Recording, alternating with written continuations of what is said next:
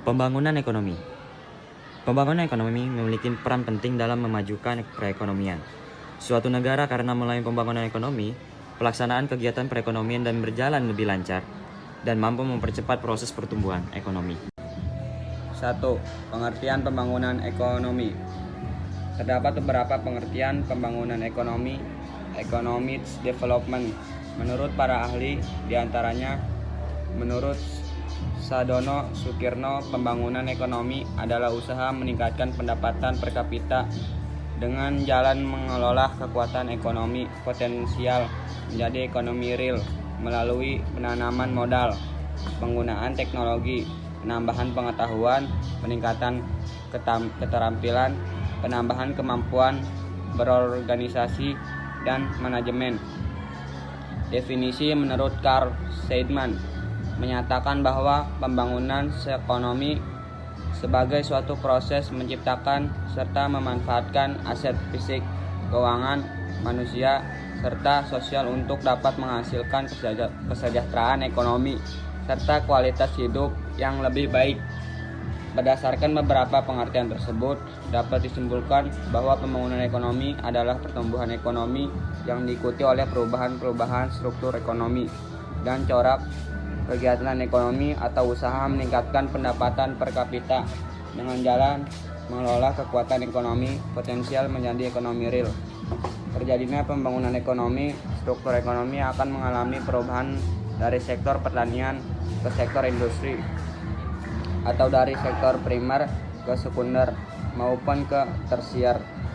Terjadinya perubahan struktur ekonomi akan berakibat pula perubahan peranannya terhadap pendapatan nasional maupun kesempatan kerja. Yang kedua, faktor yang mengaruhi pembangunan ekonomi. Adapun faktor-faktor yang mengaruhi pembangunan ekonomi adalah sebagian berikut. A. Sumber daya alam. Sumber daya alam memiliki peran penting dalam perekonomian suatu negara karena pembangunan tidak akan berjalan tanpa adanya sumber daya alam. Sumber daya alam berperan sebagai bahan dasar dan pemasok bahan untuk setiap produksi yang perlu dilakukan. B. Sumber daya manusia. Sumber daya manusia merupakan salah satu faktor penting dalam pembangunan ekonomi suatu negara. Manusia dapat berperan sebagai pengelola sumber daya alam. Selain itu, tenaga manusia juga dibutuhkan dalam pelaksanaan kegiatan untuk menunjang pembangunan. Dalam pembangunan diperlukan manusia yang memiliki kompetensi. Jika menggunakan tenaga manusia yang tidak memiliki kompetensi di bidangnya, justru dapat merusak sumber daya alam sehingga akan merugikan negara. C. Modal. Modal memiliki peran penting untuk menentukan bagaimana pembangunan ekonomi akan berlangsung dan diperlakukan untuk pembangunan ekonomi lebih lanjut. Agar kita dapat meningkatkan penggunaan modal, kita harus mengetahui pula sumber-sumber modal untuk pembangunan. Modal dapat terbentuk melalui berbagai sumber untuk pembangunan. Modal dapat terbentuk melalui berbagai sumber daya, diantaranya melalui tabungan masyarakat, pajak, pinjaman negara, penggunaan tenaga kerja yang menganggur, inflasi, dan modal asing. Teknologi. Kemajuan teknologi yang saat ini semakin maju membuat semua pekerjaan dapat dilakukan lebih cepat dan juga efisien. Karena produk yang dihasilkan lebih cepat sehingga membuat produk yang dihasilkan semakin banyak. Semakin banyak hasil yang diproduksi maka akan semakin banyak pula pendapat bagi negara sehingga pembangunan ekonomi pun dapat berkembang dengan adanya kemajuan teknologi. E. Keadaan politik. Keadaan politik negara juga memiliki pengaruh terhadap kemajuan perekonomian. Kebijakan yang diambil oleh pemerintah erat kaitannya dengan kebijakan politik sehingga akan memengaruhi bagaimana langkah dan upaya setiap bagian dalam memajukan perekonomian negara. Jika kondisi politik di suatu negara stabil, akan mendorong laju pertumbuhan ekonomi. Jika suatu negara ingin melakukan pembangunan ekonomi dengan lancar, maka harus disertai dengan kondisi politik yang menunjang. F. Sosial budaya. Sosial budaya bisa menjadi pendorong ataupun penghambat kemajuan perekonomian suatu negara, sehingga tergantung dengan budaya yang dimiliki negara tersebut. Contohnya budaya gotong royong yang dimiliki bangsa Indonesia atau budaya kerja keras yang dimiliki orang Jepang menjadi faktor pendukung proses pembangunan. Namun sebaliknya, korupsi, kolusi, dan nepotisme menjadi faktor yang menghambat proses pembangunan. Aspek sosial juga sangat dibutuhkan karena kerjasama penting dalam mencapai perkembangan. Jika masing-masing individu memiliki jiwa kerjasama yang kuat, mereka akan lebih mudah berkolaborasi dalam melakukan berbagai upaya untuk pembangunan. 3. Tujuan pembangunan ekonomi. Tujuan pembangunan ekonomi adalah sebagai berikut. A. Meningkatkan ketersediaan barang dan jasa. B. Meningkatkan pendapatan per kapita. C. Mendorong kebebasan untuk membuat pilihan ekonomi dan sosial secara bertanggung jawab. 4. Indikator keberhasilan pembangunan ekonomi. Indikator keberhasilan pembangunan ekonomi suatu negara antara lain sebagai berikut. A. Peningkatan pertumbuhan ekonomi suatu negara. B. Distribusi pendapatan yang relatif merata. C. Menurunnya angka kemiskinan, angka kematian, dan angka pengangguran. D. Stabilnya nilai rupiah.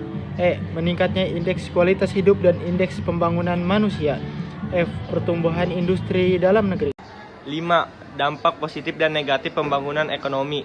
Pembangunan ekonomi di suatu negara dapat memberikan dampak positif dan negatif. Adapun dampak positif dan negatif pembangunan ekonomi tersebut adalah sebagai berikut. A. Dampak positif. 1. Dengan pembangunan ekonomi, pelaksanaan kegiatan perekonomian akan berjalan lebih lancar serta bisa mempercepat proses pertumbuhan ekonomi. 2. Pembangunan ekonomi dapat membuka lapangan pekerjaan sehingga bisa mengurangi pengangguran. 3. Terciptanya lapangan pekerjaan dari pembangunan ekonomi dapat membantu memperbaiki tingkat pendapatan nasional.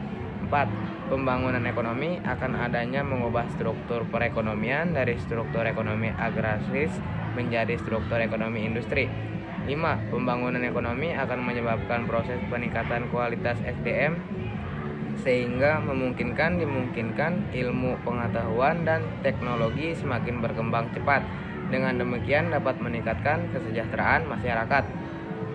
B. Dampak negatif. 1. Adanya pembangunan ekonomi yang tidak terencana serta berakibat kerusakan lingkungan hidup. 2. Industrialisasi akan menyebabkan berkurangnya lahan pertanian. 3. Tersingkirnya atau hilangnya habitat alam, baik alam hayati maupun hewani. 6. Perbedaan pertumbuhan ekonomi dan pembangunan ekonomi. Perbedaan pertumbuhan dan pembangunan ekonomi dapat dilihat pada tabel berikut ini. Nomor 1. Pertumbuhan ekonomi, kenaikan jumlah hasil produksi barang dan jasa. 1. Pembangunan ekonomi, kenaikan kualitas hasil produksi barang dan jasa. 2. Kenaikan jumlah GNP tidak memperhatikan apakah persentase kenaikannya lebih besar atau lebih kecil daripada kenaikan jumlah penduduk. 2.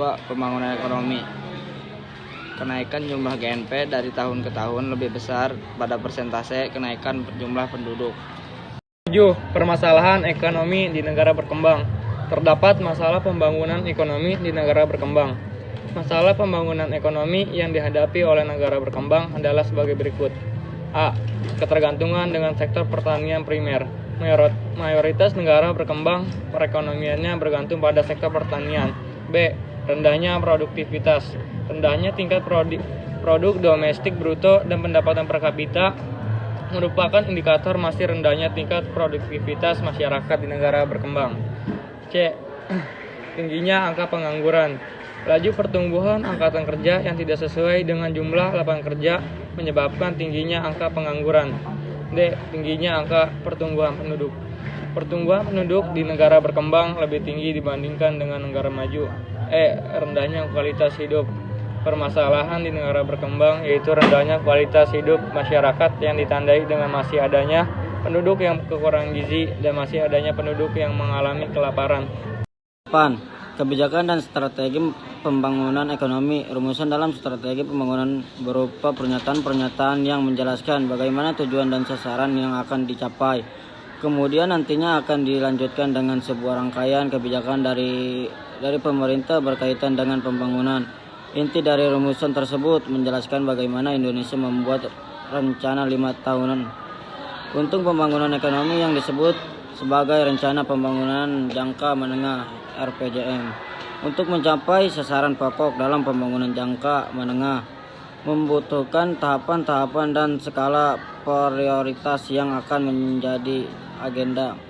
Tahapan dan skala prioritas yang ditetapkan mencerminkan urgensi permasalahan yang hendak diselesaikan tanpa mengabaikan permasalahan lainnya.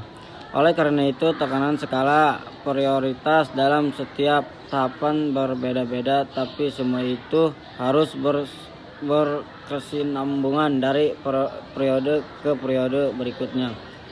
Dalam rangka mewujudkan sasaran pokok pembangunan jangka panjang RJPM di program mulai dari tahun 2025 sampai tahun 2025 dengan perincian sebagai berikut.